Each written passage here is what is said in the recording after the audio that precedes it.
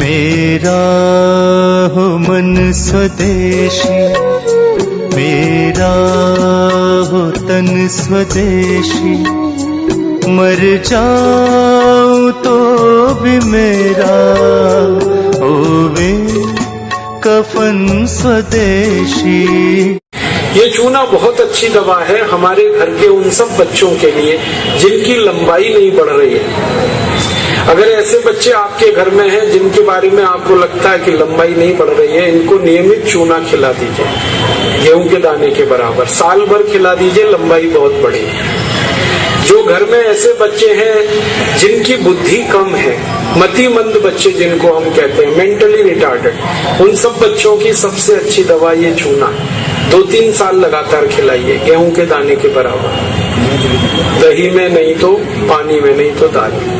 हमारे घर में माताएं हैं जिनकी उम्र 50 वर्ष हो गई है, और जिन माताओं की उम्र 50 वर्ष हो जाती है उनका मासिक धर्म बंद होता है, मासिक चक्र बंद होता है। फिर वो माताओं को जितनी तकलीफें होती हैं मासिक चक्र बंद होने से, उनकी सबसे अच्छी दवा ये चूना ही है।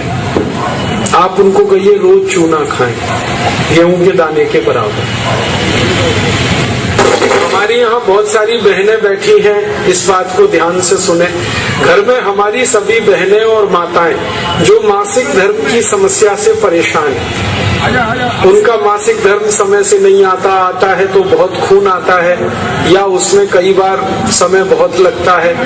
इन सब मासिक धर्म की बीमारियों में दर्द बहुत होता है। आप चूना खाइए, गेहूं के दाने के बराबर, दही में, नहीं तो दाल में, नहीं तो गर्म पानी में।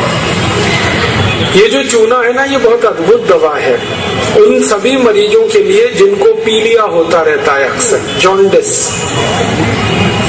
जिनको भी जॉन्डिस होता है उनको आप गन्ने के रस में गेहूं के दाने के बराबर चूना मिला के दीजिए। आधा गिलास गन्ने का रस, गेहूं के दाने के बराबर चूना, बहुत जल्दी पीलिया ठीक होगा और बार बार पीलिया होना बंद होगा।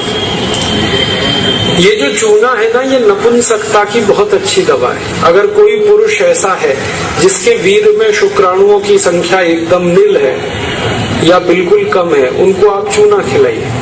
2-3 साल चूना दीजिए उनको गन्ने के रस में, वीर्य में शुक्राणुओं की संख्या बढ़ेगी। ऐसी कई माताएं जिनके शरीर में अंडे नहीं बनते, ओव्यूलेशन का उनका गड़बड़ी है, उनको आप चूना खिलाइए, बहुत जल्दी उनकी बीमारी ठीक हो।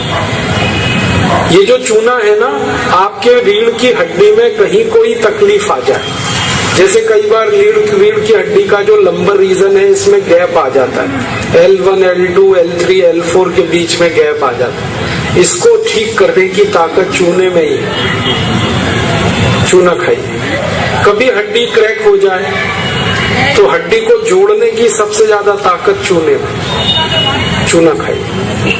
एड़ी की दर्द है, पैर की एड़ी का दर्द है, चूना खाइए, ठीक होगा। पंजों में दर्द है, चूना खाइए, ठीक हो। आपके दांत में अक्सर ठंडा गर्म पानी लगता है तो आप चूना खा लीजिए, बिल्कुल ठीक हो जाए। दांत में कीड़े बहुत लगते हैं, चूना खाइए, नहीं लगेंगे। दांत हिलते हैं, कमजोर हैं, चूना खाइए, मजबूत हो जाए।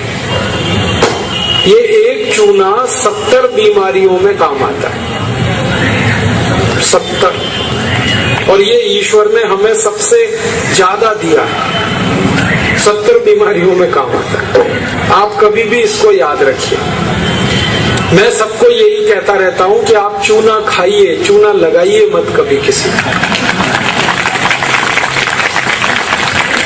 ये चूना लगाने के लिए नहीं है, खाने के लिए।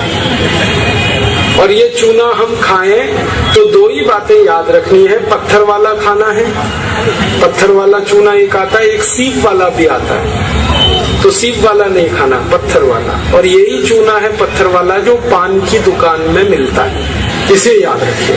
बस एक ही व्यक्ति चूना ना खाए, एक सावधानी है इसमें। जिनको पथरी की बीमारी है, जिनको गॉल ब्लैडर स्टोन है, वो चूना ना खाएं। जिनको किडनी स्टोन है, वो चूना ना खाएं। जिनको मूत्रपिंड में पत्थर है, वो चूना ना खाएं।